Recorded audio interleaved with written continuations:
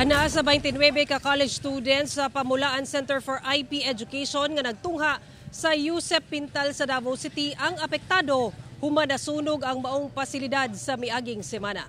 Ari ang report ni Argil Relator.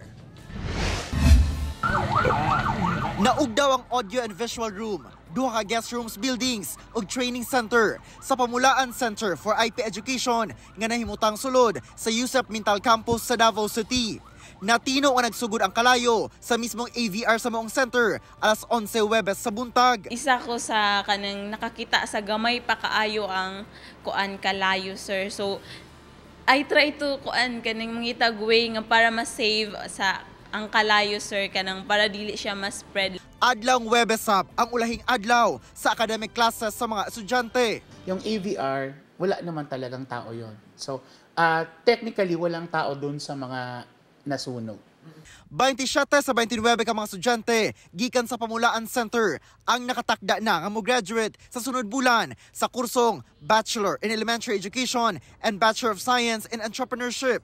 Apan masulubon sila sa nahitabo sa ilang center nga nahimo nilang Pinoy-anan sulod sa 4 ka tuig. Grabe jud ko ka sad kaayo. Lain kay tan-awon, sir, nga ang among puy-anan for almost 4 years, sir. Murag gitrato naman namo sila ang Pamulaan Vicinity is gitrato na namo siya nga home, sir. Grabe amo ang kaguol and murag nakathink mi nga asa na pod mi mag-stand and asa na pod mi mag kanang silbi nga asa na pod mi magpuyo after ana.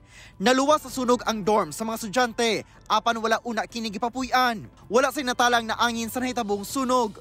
Of the 29, there are 20 who are women and 9 who are men. Yung 9, ililipat daw nila officially sa apartment ng Assisi Foundation sa Matina. Yung mga lalaki nandun ngayon naglilinis. So yung siyam, ililipat na ngayon doon. Yung mga babae ngayon, ang iniintay namin kung ano yung movement ng center. Sa opisyal nga pahayag sa Pamulaan Center, siguruhon matud pa nila nga atimanon ang ilang mga estudyante ug staff.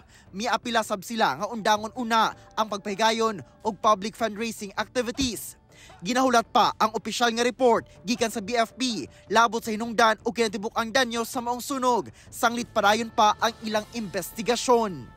Kauban si Metro Awing sa kamera. Ako si Argil Relator para sa One Mindanao.